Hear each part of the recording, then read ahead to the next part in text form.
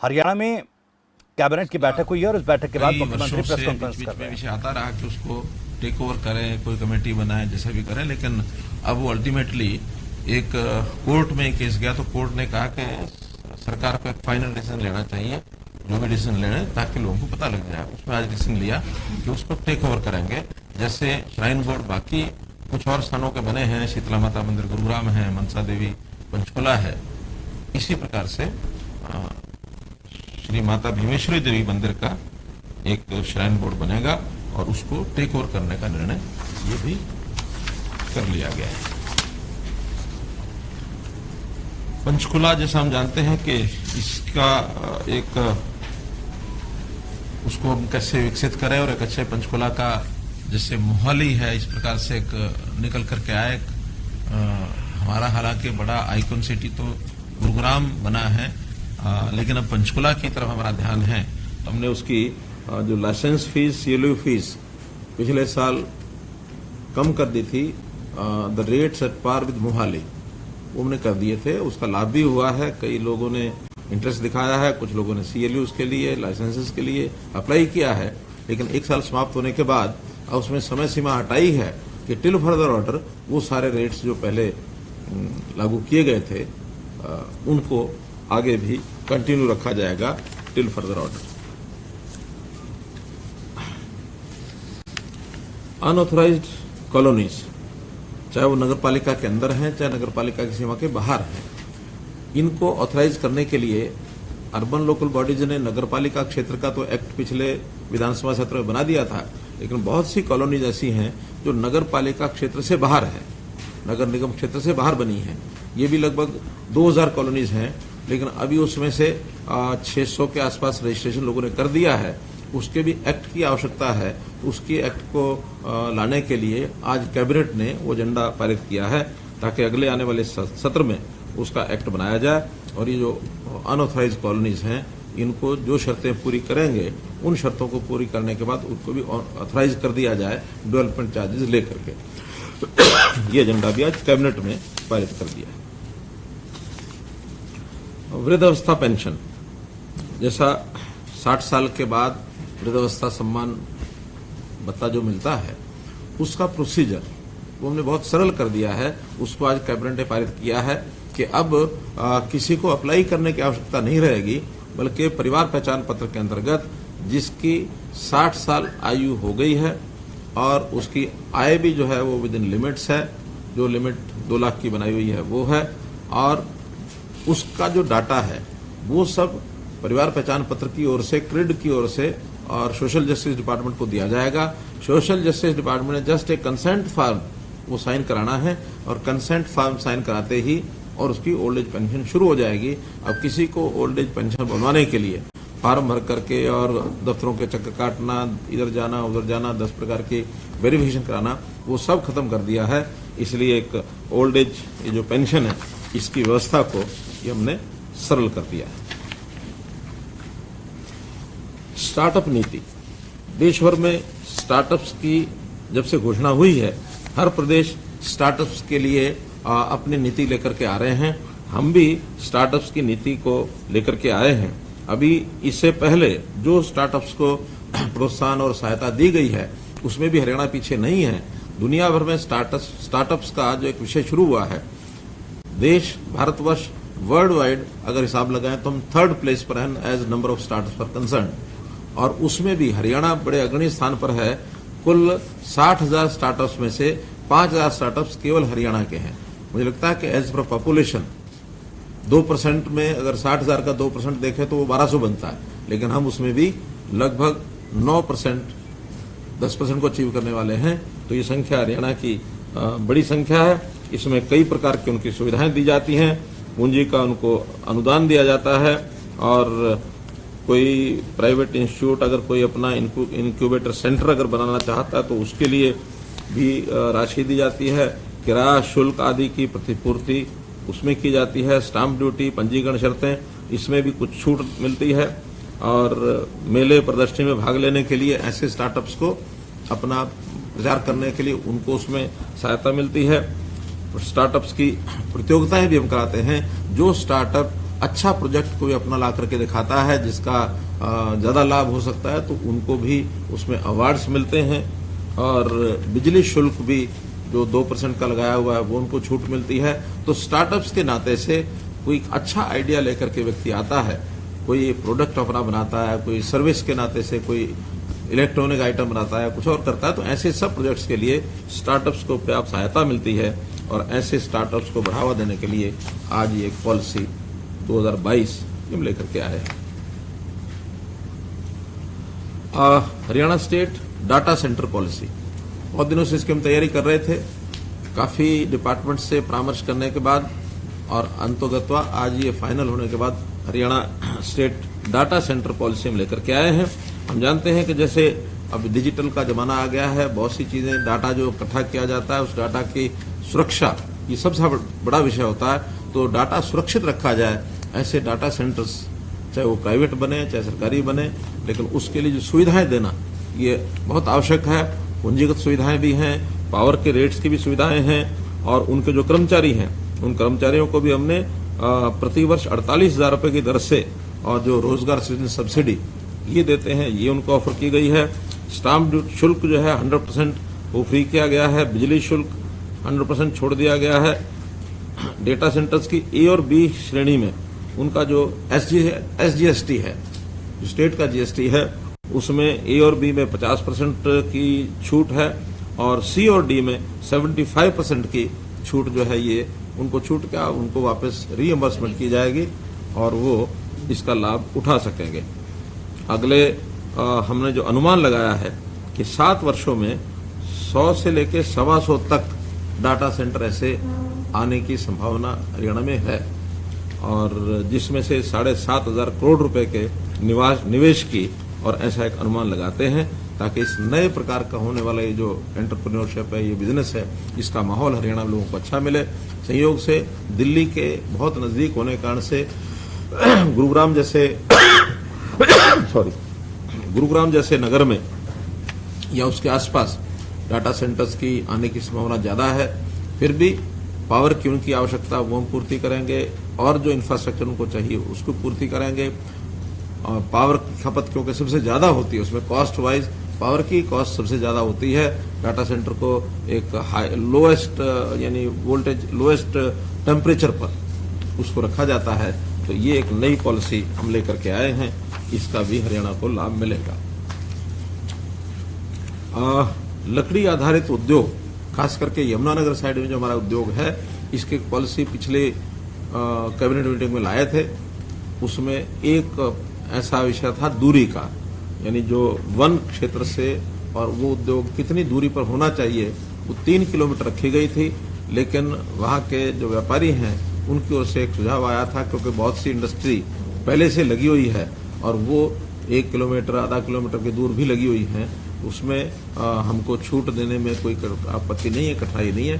तो वो दूरी जो है 3 किलोमीटर की बजाय 500 मीटर रख दी है। 500 मीटर दूर वो इंडस्ट्री लग सकती है। तो यमुनानगर में ये जो उद्योग है लकड़ी का, इनका इसको लाभ मिलेगा। एक पॉलिसी बहुत समय से तैयारी जिसकी चल रही थी वो है ईवी पॉलिसी, इलेक्ट्रिकल व्हीकल। तो जो इलेक्ट्रिक व्हीकल की पॉलिसी है वो भी आज समय की एक मांग है कि प्रदूषण जितना फैलता है वाहनों में, डीजल की पेट्रोल की जो खपत होती है, उसकी बजाय इलेक्ट्रिकल व्हीकल ये बड़ी संख्या में उत्पादन भी इसका होना चाहिए, बड़ी संख्या में यूजर भी इसके आने चाहिए। तो सबके लिए, और इसको हमने एक फिजिबल बनाया है कि प्रोडक्शन में उनको क्या क्या सहायता दे सकते हैं, और जो लोग इसको खरीदेंगे 2 व्हीलर 3 व्हीलर 4 व्हीलर कारें बसें ट्रक जो खरीदेंगे उनको भी प्रारंभिक मात्रा रखी गई है, निश्चित की है कि प्रारंभिक जो फर्स्ट कम फर्स्ट सर्व वाले जो भी अप्लाई करेंगे खरीदने के लिए और अपना पैसा जमा कराएंगे, उसके बाद उनको कुछ सहायता, और ये सहायता 10% 15%, उसका एक मैक्सिमम लिमिट भी रखी है। 3 लाख 5 लाख से लेके 15-20 लाख तक जितना बड़ा व्हीकल होगा, जितनी ज्यादा कीमत का होगा, उसको 10 से 15% तक की छूट उनको खरीद में भी मिलेगी। इंडस्ट्री लगाने वालों को भी जो सुविधाएं हम SGST की दे रहे हैं, पावर यानी स्टैंप ड्यूटी की दे रहे हैं या पावर शुल्क की दे रहे हैं, वो सारी सुविधाएं उनको भी मेगा प्रोजेक्ट्स के नाते से वो दी जाएंगी। और इसमें मुझे लगता है कि इलेक्ट्रिकल व्हीकल निर्माता और जो उनके खरीदार हैं उनकी संख्या बढ़ेगी, क्योंकि तेजी से आज पूरे देश भर में अगर देखें तो लगभग कितने करोड़ व्हीकल बताए, 20 करोड़ 22 करोड़ व्हीकल देश भर में चल रहे हैं और हर साल 1.5 से 2 करोड़ व्हीकल बढ़ जाते हैं। अब इतनी बड़ी संख्या में व्हीकल चलता है और सारे देश में जो प्रदूषण फैलाता है, तो इसके कारण से प्रदूषण में बचत होगी और साथ ही पेट्रोलियम पदार्थों की जो हम मंगवाते हैं उसमें भी फॉरेन एक्सचेंज लगता है, तो बहुत बड़ा खर्च पेट्रोलियम पदार्थों में होता है, उसकी बचत होगी। तो पावर के साथ इलेक्ट्रिक व्हीकल और इसमें जो उनके रिचार्जिंग सेंटर्स हैं उसकी भी सुविधाएं दी गई हैं कि हर शहर में रिचार्जिंग सेंटर बनाने वाले उनको भी हम आगे लेकर के आ रहे हैं ताकि रिचार्जिंग जो है वो भी आसानी से उनकी हो सके।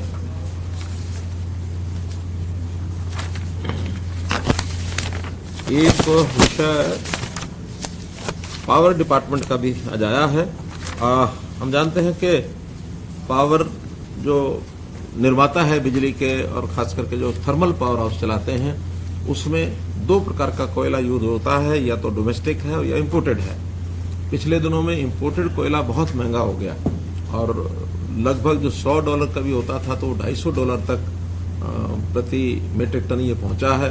तो इतना महंगाई होने के बाद कई कंपनियां वो घाटे के कगार पर चली गई और उनकी डिमांड है कि हमारे जितने एग्रीमेंट्स हैं या तो एग्रीमेंट्स को रिवाइज किया जाए, नहीं तो फिर हमारे यूनिट्स बंद हो जाएंगे और कंपनियां फेल हो जाएंगी और कल को सीसीएल क्या होता है, सीसीएल आई पावर परचेज नहीं सीसीएलटी क्या बोलते हैं उसको,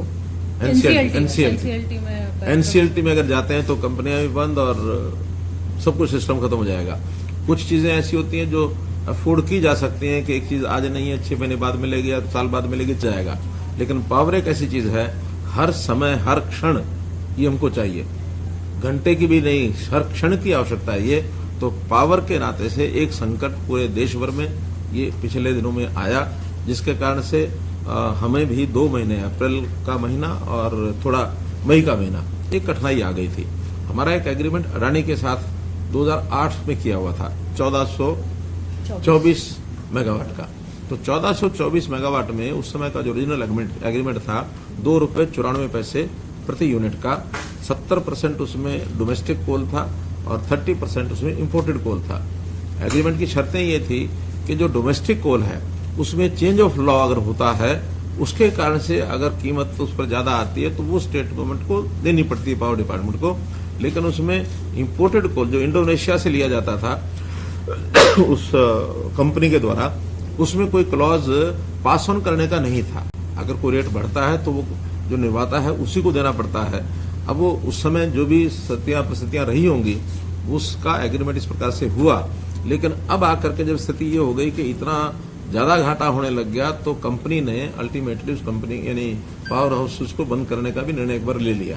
कई उनके जो पावर हाउस थे, जो प्लांट थे, वो बंद भी हुए। 5 प्रदेश ऐसे हैं जिन प्रदेशों की बिजली उन पावर से मिलती थी, जिसमें गुजरात है, महाराष्ट्र है, राजस्थान है, हरियाणा है और पंजाब है। तब जाकर के एक एक प्रांत के साथ जब डील होना शुरू हुआ, कोर्ट्स में चले, पहले CERC, फिर उसके बाद एप्टेल के बाद सुप्रीम कोर्ट, कई प्रकार से ये सारी नेगोशिएशन होती रही और उस नेगोशिएशन के बाद एक कमेटी बनी और भारत सरकार बीच में आई तो भारत सरकार ने एक कमेटी बनाई। उन कमेटी ने एक प्रपोजल दिया कि नहीं, रीनेगोशिएट करके इनका जो PPA है दोबारा से अगर करेंगे तब ये कंपनी चल पाएगी, अन्यथा चलेगी नहीं, और चलेगी नहीं तो झगड़े शुरू होंगे, कंपनियां बंद हो जाएगी, पावर जो है वो मिल नहीं पाएगी। आखिर 1424 मेगावाट पावर हमारे लिए बड़ी मायने रखती है। 9,000 साढ़े 9,000 मेगावाट का हमारी टोटल खपत है और उसमें अगर 14,000 चली जाए, 1400 चली जाए तो लगभग 18-20% पावर कम हो जाती है। तो इसलिए उस पर नेगोशिएट करके गुजरात ने भी अपना नया एग्रीमेंट कर लिया है, पंजाब ने भी कर लिया है, आज हरियाणा में भी हमने उसको रीनेगोशिएट करके और उसका एक नया प्रारूप पास किया है, कैबिनेट में आज कर लिया उसको लागू करेंगे और उस पर एक सहमति बन करके, ताकि पावर का संकट हमारा आगे ना आए। उसमें इतना ही है कि जो 30% इंपोर्टेड का था वो शेयर 17% कर दिया है, डोमेस्टिक 83% कर दिया है। तो एक साइड से कुल मिलाकर के उन्होंने, कंपनी ने हरियाणा को लाभ पहुंचाया है और एक प्रकार से उसका हमने उनको नेगोशिएट करते हुए, क्योंकि नेगोशिएट में बार्गेनिंग करनी पड़ती है, उस बार्गेनिंग में जो 17% का ज्यादा कीमत अगर आती है इंपोर्टेड कोल के कारण से, वो हम पास ऑन करेंगे। तो एक तरफ से उनसे हमने छूट ली है और एक तरफ से हमने उनको एक फैसिलिटी दी है ताकि कंपनी चलती रहे। अब वो जो 70-30 का जो नेगोशिएशन था, यानी एग्रीमेंट था, वो 83-17 ये हो गया है। उसमें कुछ लॉस कंपनी का भी बचेगा, कुछ थोड़ा कंट्रीब्यूशन हमारा भी होगा। लगभग, क्योंकि आप पूछेंगे, मैं अभी बता देता हूं, लगभग साल का 50 करोड़ रुपए का एक्स्ट्रा बर्डन हमारे ऊपर आएगा। यानी साल में कुल हमारा 2500 करोड़ रुपए की परचेज होती है। तो 2500 करोड़ रुपए की परचेज पर ये 50 करोड़ रुपया एक्स्ट्रा लोड पड़ेगा, 2% लगभग हो जाता है वो। अगर ये नहीं करते हैं तो हमारा 1500 मेगावाट बिजली वो हमारी बाहर हो जाती है। और वो बाहर हो जाती है तो हम भले लड़ाई लड़ने के बाद कल को रिजल्ट कुछ भी आए, बहुत प्रोसेस है, कोर्ट्स हैं छोटे बड़े, एप्टल, फिर CRC, SCRC और सुप्रीम कोर्ट, और फिर 2-5 साल के बाद मानो कोई हमको लाभ मिल भी जाता, तो हम आज इस समय ये अफोर्ड नहीं कर सकते कि हम 1500 मेगावाट बिजली को छोड़ सकें। इसलिए ये एक हमने आज नया एग्रीमेंट PPA बनाने के लिए कैबिनेट ने मंजूरी दे दी है। वो जल्दी एक नेगोशिएट तो हो ही गया, लेकिन एक पॉलिसी पर साइन होकर के फाइनल हो जाएगा।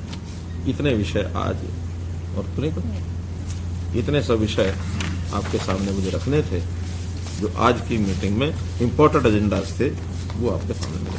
ईवी को लेके जो है उसमें छूट से मैन्युफैक्चरर्स को रहेगी या खरीदार जो रहेंगे, जो दोनों को रहेगी। कितने %? हाँ, उसकी डिटेल्स मैं आपको बता देता हूँ। इंसेंटिव टू बायर्स में तो 6 लाख रुपए तक या 15% मैक्सिमम जो होगा 6 लाख तक ये छूट रहेगी, जो जिन व्हीकल्स की कीमत 15 लाख से 40 लाख तक है। और जिनकी ये कार के और लाइट रेंजिंग व्हीकल की है, और फिर hybrid electric car, hybrid light EV ranging from 15 से 40 लाख, ये कोई दूसरी कैटेगरी है जिसमें 15% एक्स शोरूम प्राइस या मैक्सिमम 3 लाख इसकी प्राइस थोड़ी कम होगी। ऐसे ही 40 लाख से 70 लाख के जो व्हीकल हैं उनमें एक कैटेगरी में तो 15% या 10 लाख, और दूसरी कैटेगरी 15% या 5 लाख। ये दोनों कैटेगरी का क्या अंतर है? एक कैटेगरी आप लोग समझते होंगे, एक है इलेक्ट्रिक कार लाइट EV, दूसरा है हाइब्रिड इलेक्ट्रिक कार और हाइब्रिड लाइट EV। तो प्योरली इलेक्ट्रिक, हाँ, हाइब्रिड में दोनों प्रकार से होगी, जिसके अंदर EV भी होगी और डीजल पेट्रोल से भी चलेगी। मानो अचानक बीच में कहीं चार्जिंग खत्म हो गई तो अपना उसे भी चला सकते हैं, डीजल पेट्रोल से भी। तो वो हाइब्रिड में छूट थोड़ा कम दी है, लेकिन जो केवल EV है उस पर छूट ज्यादा दी।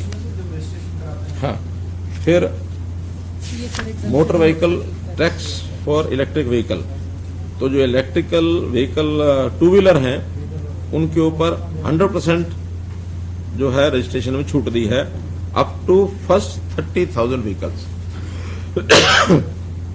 इलेक्ट्रिकल 3 व्हीलर में भी 100% exemption up to first 15,000 vehicles. 4 wheelers में 75% exemption on motor vehicles for first 10,000 vehicles. Hybrid इसमें 25% एग्जम्पशन है up to 2500 vehicle. Electric buses 75% exemption up to 1000 vehicles. तो ऐसा एक लिमिट इसकी रखी हमने। फिर ये तो है motor vehicle tax, MV tax. ये है रजिस्ट्रेशन टैक्स, रजिस्ट्रेशन फीस। इसमें भी बहुत नॉमिनल रखा है। हर कैटेगरी का 2 व्हीलर जो है सिर्फ 200 रुपए में 30,000 व्हीकल वो रजिस्ट्रेशन हो जाएगी। 3 व्हीलर 200 रुपए 15,000 व्हीकल। 4 व्हीलर्स 500 रुपए 10,000 व्हीकल। हाइब्रिड में 500 रुपए 2500 व्हीकल, और इलेक्ट्रिक बसेस 500 रुपए 1,000 व्हीकल। तो बहुत नॉमिनल रेट उसका रजिस्ट्रेशन का रखा है, जो बड़ी उसमें मात्रा में पहले होता है। Privately owned public charging stations, तो पब्लिक चार्जिंग स्टेशंस को भी इनको कुछ रियायत दी गई है, और एक सब्सिडी यानी कैपिटल इन्वेस्टमेंट के लिए 50 लाख रुपए तक की छूट जो है मैक्सिमम वो कितना बड़ा होगा, कितने चार्जेस स्टेशन होंगे, उसके हिसाब से ये रखा गया है। रिसर्च एंड डेवलपमेंट के लिए भी कुछ छूट दी गई है कि इसके ऊपर कोई रिसर्च डेवलपमेंट सेंटर भी अपना बनाता है उसके लिए भी छूट है। कुल मिलाकर के सब प्रकार की जो छूट है उसका टोटल जो हमारे टारगेट्स हैं वो 5 साल के लिए 823 करोड़ रुपया इसके लिए बजट हमने अनुमानित रखा है। और जो मैन्युफैक्चरर्स हैं ये तो बायर्स के लिए हैं, सब्सिडी इंसेंटिव फॉर मैन्युफैक्चरर्स, इसके लिए भी माइक्रो इंडस्ट्री में 25% कैपिटल इन्वेस्टमेंट का या 15 लाख रुपया जो इसमें से कम है। फिर स्मॉल इंडस्ट्री में भी ऐसे ही 20% या 40 लाख रुपया जो कम है। फर्स्ट 10 यूनिट्स, ऊपर फर्स्ट 20 यूनिट्स, और नीचे मीडियम इंडस्ट्री फर्स्ट 5 यूनिट्स को 20% या 50 लाख रुपया which is lower. Large industry 10% और 10 crore which is lower for the first 2 units.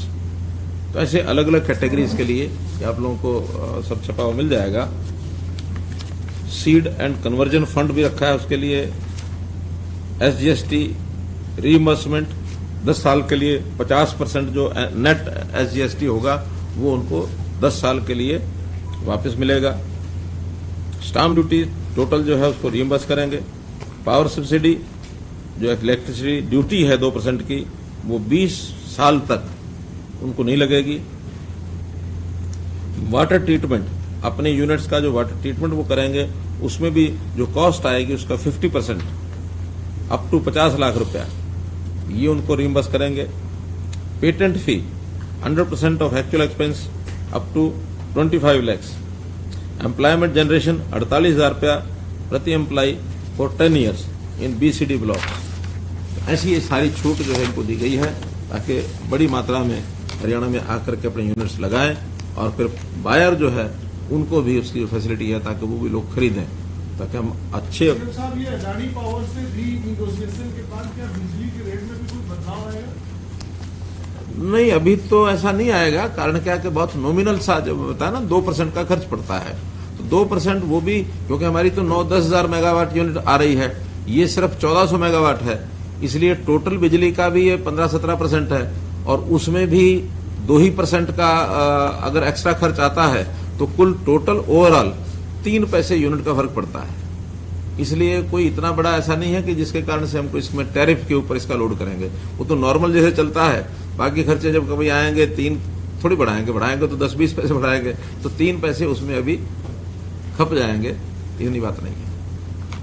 Sir, अग्निवीरों को लेकर के आपने घोषणा अभी की थी, रोजगार गारंटी, आज कांग्रेस का प्रोटेस्ट भी है, क्या इसको लेकर कोई पॉलिसी लाने को कोई विचार आपका है? हमने डिपार्टमेंट को कह दिया है पॉलिसी बनाएंगे। कारण क्या है कि ये कोई अभी तुरंत तो लागू होने वाला विषय नहीं है, ये 4 साल बाद का विषय है। लेकिन क्योंकि विपक्ष के लोग या बाकी लोग बोलते हैं कि आपकी घोषणा से तो उनको नहीं तसल्ली होगी, उनको विश्वास चाहिए तो कोई पॉलिसी लेके आए कुछ, वो डिपार्टमेंट को बोला है और हमारा लीगल डिपार्टमेंट भी और एडमिनिस्ट्रेटिव सब लोग मिलकर के, एम्प्लॉयमेंट वाले सब मिलकर के एक पॉलिसी बनाएंगे। आवश्यकता पड़ी तो हम इसको लेजिस्लेटिव को भी दे देंगे। स्टार्टअप को लेकर सर थोड़ी सी और जानकारी दे दीजिए। स्टेट वाइज भी होता है कि ऐसा सेंटर से ही होता था स्टार्टअप को प्रोत्साहित करने के लिए? हरियाणा कितना प्रोत्साहित करता है? ऐसा जितनी छूट उनके स्टार्टअप्स को दी जा सकती है सेंटर तो देता ही है, लेकिन स्टेट में भी अगर ज्यादा छूट देंगे तो हमारे जो नए युवक हैं जो स्टार्टअप बनना चाहेंगे उनको एक प्रोत्साहन मिलता है। और ये टाइम बाउंड होता है, थोड़े समय के लिए मिलता है उनको, ताकि वो लोग फिर एक बार स्टार्टअप का एक स्वरूप बनाने के बाद उसको जब उसका अपने काम को मैग्नीफाई करेंगे तो जनता को उसका फायदा होगा। नए जो लोग होते हैं उनको एक प्रोत्साहन देने के लिए स्टार्टअप की योजना बहुत बढ़िया है, स्टेट भी उसमें सहूलतें देती है। सर, जो कॉलोनी रेगुलाइज का मामला लेकर क्या है आप? ये अभी हाल ही में जो चुनाव से पहले बीजेपी ने घोषणा पत्र दिया था अपना, तो उसमें भी था कि हम कॉलोनियों को रेगुलाइज करेंगे। तो खासकर नगर पालिका डालने के पीछे मोटिव यही है कि हम जो घोषणा पत्र था हमारा, हम उसको लेकर आगे बढ़ रहे हैं। देखिए, घोषणा पत्र आखिर एजेंडा तो होता ही है पार्टी का, ऐसा थोड़ी कि नहीं होता है, लेकिन उस एजेंडे को हम एक साइड में भी रखें तो भी रहन सहन जैसा लोगों का है वो अच्छा बने। अब क्या है कि चाहे किसी लालच में कहें चाहे अपने और प्रकार से कहें, तो अनप्लैंड जो कॉलोनाइजेशन है वो बहुत ज्यादा हो जाती है अपने यहाँ। जो प्लैंड है थोड़ा सा पैसा उसका ज्यादा लगता है, महंगी होती है, इसलिए कम पैसा खर्च करके और ज्यादा लोगों को हम मकान दे सकें। कॉलोनाइजर जगह जगह ऐसे निकले हुए बने हुए हैं। बहुत कंट्रोल करने के बाद भी बहुत सी ऐसी एरियाज हैं, एग्रीकल्चर लैंड को खरीदा और मकान बना लिए। हालांकि पिछले कुछ समय से हमने कई कानून बनाए हैं जिसमें उनको रोकने की कोशिश की गई है कि अब 7A जिसके कारण से अब रजिस्ट्री जो है छोटे प्लॉट की रेजिडेंशियल की रजिस्ट्री नहीं हो सकती जब तक कॉलोनी जो ऑथराइज नहीं होगी। जब सब हरियाणा को देखते हैं तो हजारों कॉलोनी ऐसी बन गई है सब शहरों में जिनको आज तोड़ना संभव नहीं है, लेकिन उसके पैरामीटर तय किए हैं कि कम से कम इतनी सड़क गली होनी चाहिए, इतना वहां पर स्पेस खुला होना चाहिए, पार्क होना चाहिए, कोई एक कम्युनिटी सेंटर होनी चाहिए। तो जिन चीजों पर कॉलोनी सारे इन पैरामीटर्स के ऊपर पूरा उतरते हैं उनको तुरंत करेंगे। बाद में कुछ कॉलोनीज को अगर छूट भी देनी पड़ेगी तो वो छूट का एक प्रावधान रखा है, उसमें कमेटी को बनाया, उस कमेटी में कम से कम रहन सहन ऐसा हो जाए कि जिसमें से लोगों को असुविधा ना हो। लेकिन सबको तोड़ेंगे तो ठीक नहीं। हाँ, जहां बिल्कुल ही मान लो बहुत ही इनह्यूमन अगर वो है तो उसको तोड़ने के लिए भी हम परवाह नहीं करेंगे, उसको तोड़ देंगे। पीएम साहब, एसवाईएल को लेकर एक बार फिर विवाद छिड़ा हुआ है। एसवाईएल का एक गाना आया सिद्धू मूसेवाला का, काफी विवादों में है। किस तरह से देखते हैं आप? उसमें कहा गया है कि हरियाणा, हिमाचल, चंडीगढ़ को भी लेंगे और पानी का टोपा भी नहीं देंगे। देखिए, मेरा कहना है कि किसी विषय के ऊपर बैठ करके आपस में बातचीत करके चीजों का हल निकलता है। पहले भी जो हुए समझौतों के बाद कितने बड़े बड़े विषय, कितने बड़े बड़े विवाद, उनको सुलझाया गया आपसी समझ से। तनाव पैदा करने वाली चीजों को अवॉइड करना सभी डेमोक्रेटिक सरकारों का भी काम है, सब पर्सनैलिटीज का भी काम है। कोई चीज जिसके अंदर भावनाओं के साथ खेला जाए और भावनाओं को भड़काया जाए, ये उचित नहीं है, किसी दृष्टि से नहीं है। इस पर गाने बनाने की कोई आवश्यकता नहीं है। आखिर तो कोर्ट में केस चल रहा है और कोर्ट ने एक निर्णय दिया है, एक निर्णय और देना है, और उसमें भी कोई किसी का हक छीन करके कोई नहीं ले जाने वाला। जिसका अधिकार जैसा है उसको मिलना चाहिए। तो ये चीजें एक सहज गति से चलती हैं। ऐसे तनाव पैदा करने से कोई बहुत बड़ा उसका लाभ नहीं होता है। ये पंजाब में जो लोकसभा का चुनाव हुआ है, जिस तरह से नतीजा है, आप किस तरह से लेते हैं? क्योंकि पड़ोसी राज्य है, कई तरह की जो घटनाक्रम है वो पिछले महीनों के दौरान हुआ। ये नतीजों का आकलन किस तरह से करते हैं इमीडिएट जो लोकसभा का चुनाव? देखिए, पंजाब एक बहुत पर्टिकुलर टाइप एक स्टेट है। मुझे लगता है कि सामान्य विचार जैसे लोगों के होते हैं उस प्रकार से हट करके कुछ ना कुछ चीजें वहां चलती रहती हैं। पंजाब में सत्ता परिवर्तन हुआ है। परंपरागत जो उस समय की पार्टियां सारी हैं उनको सबको पंजाब की जनता ने नकारा है। एक नई पार्टी को आगे लेके आए हैं। नई पार्टी ने अपने कई प्रकार के ऐसे, जिनको मैं अच्छा नहीं मानता हूं, न स्टेट के नाते न समाज के नाते, कि फ्री बीज की जो इतनी बड़ी एक श्रृंखला उन्होंने जोड़ दी है।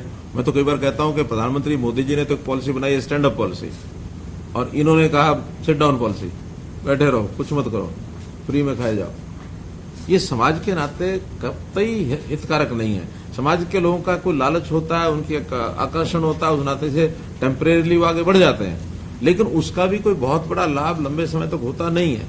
जहां एक आध स्टेट में मान लो दिल्ली में इन्होंने कुछ चीजें पूरी कर भी दी, पंजाब की ऐसी स्थिति, आर्थिक स्थिति भी नहीं है कि कोई बात को पूरा कर पाएंगे, और वहां पूरा कर भी नहीं पा रहे हैं। बहुत जल्दी डिसक्रेडिट होने का काम ये सामने आ गया कि उन्होंने लोकसभा में, जो खुद उनकी लोकसभा की सीट थी मुख्यमंत्री की, जिन्होंने वहां मेंबर पार्लियामेंट वहां थे और वहां से रिजाइन किया, वो सीट हार गए हैं। इसका मतलब क्या हुआ कि उनकी जो पॉपुलरिज्म की जो स्कीमें थी वो सारी फेल हुई। वहीं पर दूसरा एक चिंताजनक बात दूसरी भी है, एक सेक्शन वहां अलगाववादी विचार को लेकर के आगे बढ़ता है, और अलगाववादी विचार को लेकर के और जनता में कोई उसको रोकने वाला नहीं है, चेक करने वाला नहीं है। उसको अगर थोड़ा भी गति मिलती है, थोड़ा उसको फोर्स मिलती है, वो भी देश प्रदेश के लिए हितकर नहीं है। इसलिए आज मैं ऐसा कोई कमेंट नहीं करूंगा कि ये जीत गए, वो हार गए, वो जीत गए, ये हार गए। लेकिन पंजाब में परिस्थितियां संभालने के लिए सबको आगे आना पड़ेगा और बैठ करके विचार करना पड़ेगा कि देश की एकता अखंडता बनी रहे। नहीं, मेरा सवाल इसलिए था सर कि जिस तरह से पंजाब में नतीजों के बाद एक विदेश से कॉल आती है, वीडियो आता है, हरियाणा में भी थोड़ी अशांति पैदा करने की कोशिश की जाती है। ऐसे में अलगाववादी नतीजे, जो एक पंथ की एक धारा वहाँ पर पंजाब में चलने शुरू हुई है, पड़ोसी राज्य इमीडिएट, क्योंकि हरियाणा का भी असर तो रहता ही रहता है। मैंने बताया ना कि किसी तरीके से उचित नहीं कहा जा सकता, और किसी तरीके से उचित नहीं कहा जा सकता, इसका मतलब यह है कि हम यहाँ अलर्ट हैं। हमें चिंता नहीं, ऐसा नहीं है। हमको हर बात पर नजर रखनी पड़ेगी, ध्यान रखना पड़ेगा कि पड़ोसी राज्य में कोई अस्थिरता अगर आती है तो उसका असर हरियाणा में पड़ेगा, लेकिन हरियाणा उसके लिए हर देशी से मुकाबला करने के लिए तैयार है। सीएम साहब, जो पॉलिटिकल पार्टीज का जो भी विरोध प्रदर्शन हो, लेकिन बताओ सरकार के तौर पर सर आप लोगों को क्या जानकारी है अग्निपथ योजना को लेकर? हरियाणा के किन क्षेत्रों में विरोध है और कितना है या फिर नहीं है? और जो सरकार ने कहा, केंद्र सरकार की तरफ से कहा गया, आपकी सरकार की तरफ से कहा गया कि रोजगार की गारंटी होगी, सिचुएशन हरियाणा में ओवरऑल कोई चिंता नहीं है, सब ठीक है। कारण क्या है कि आज युवा ये चाहता है कि मेरी नौकरी स्थायित्व तो मिलना चाहिए। केवल विरोध तो इतना ही है कि उनकी 4 साल की नौकरी के बाद वो क्या करेंगे, और तो कोई विरोध नहीं है। आर्मी में तो लोग पहले भी जाते थे, अब भी जाएंगे, लेकिन एक अस्थिरता न बने कि जो युवक 21 साल की आयु में या उससे कम आयु में आर्मी की एक स्कीम के अंदर जाता है, वहां उसको 4 साल के बाद अगर वापस लौटना पड़ा, 25% तो सरकार ने भी कह दिया कि उसमें सिलेक्शन करेंगे, 25% तो सही होंगे, लेकिन 75% अगर वापस आते हैं तो मेरा कहना है कि वो अपना कोई ना कोई एक चीज साथ लेकर के आ रहे हैं। वो जैसे गए थे वैसे नहीं आ रहे हैं, वो ट्रेनिंग लेके आ रहे हैं, मन में एक विचार अच्छा लेकर के आ रहे हैं, कुछ 12-15 लाख रुपए की राशि साथ लेकर के आ रहे हैं। अगर 10वीं 11वीं में है तो +2 की डिग्री लेकर के आ रहे हैं। तो एक नागरिक के नाते से जो कई गुण आदमी विकसित होते हैं, उस नाते से वो वापस लौट रहे हैं। इसलिए उनके जाने में और उनके वापस लौटने में जो उनके जीवन का अंतर है, इसको हर कोई स्वीकार करेगा। प्राइवेट जगत ने भी, कॉर्पोरेट जगत ने भी कह दिया कि हम इनको लेने के लिए तैयार हैं। हम भी यहाँ जब अपने यहाँ भर्ती कराते हैं तो सबकी ट्रेनिंग करानी पड़ती है, सबको एथिक्स की बातें सिखानी पड़ती हैं। तो एथिक्स और ट्रेनिंग वहां तो 4 साल में उनको कुछ ना कुछ मिलेगा ही। इसलिए उन सब चीजों का आकर्षण आज तो हमने घोषणा की है। मैं समझता हूं कि बाकी भी सरकारें इसको, इस रास्ते को जरूर अपनाएंगी, क्योंकि उनको तो बना बना एक मटेरियल मिल रहा है। हम अगर पुलिस में भर्ती करते हैं तो 9 महीने की और 1 साल की जो ट्रेनिंग होती है उससे तो बचेंगे। और उनका एक ट्रेंड, और ट्रेंड के साथ साथ एक एथिक्स के नाते एक अच्छा विचार। आर्मी में जो 4 साल आदमी रह के आता तो इसका मतलब उसके मन में देश का, देशभक्ति का एक भावना ये पैदा होती है। इसलिए एक अच्छी योजना है। इससे ज्यादा अगर संख्या बढ़ भी जाएगी तो भी वापस लौटने वालों को अच्छा नागरिक बन करके समाज में रहने का एक लाभ समाज को भी होगा, उन लोगों को भी होगा। और सबके सब आएंगे और वो कुछ और नहीं करेंगे। बहुत लोग उसमें से पढ़ाई करेंगे। कल को हो सकता है पढ़ाई में भी, स्किलिंग में भी 4 योजनाएं और बनाई जा सकती हैं। उनको कुछ सुविधाएं, सहूलत कुछ ना कुछ दी जा सकती है। राजनाथ जी ने भी इशारा किया था कि कई प्लेटफॉर्म पे कि उस पर भी केंद्र सरकार के लेवल पे काम केंद्र सरकार के लेवल पर हो रहा है। वहां जितना होगा पर्याप्त होगा, कोई कमी रहेगी, स्टेट्स को भी कुछ करना होगा तो करेंगे। जो नया विधानसभा परिसर बनाने के लिए 3 जगह डिसाइड हुई थी, उन्होंने आप विजिट भी करके आए थे, तो वो कब तक?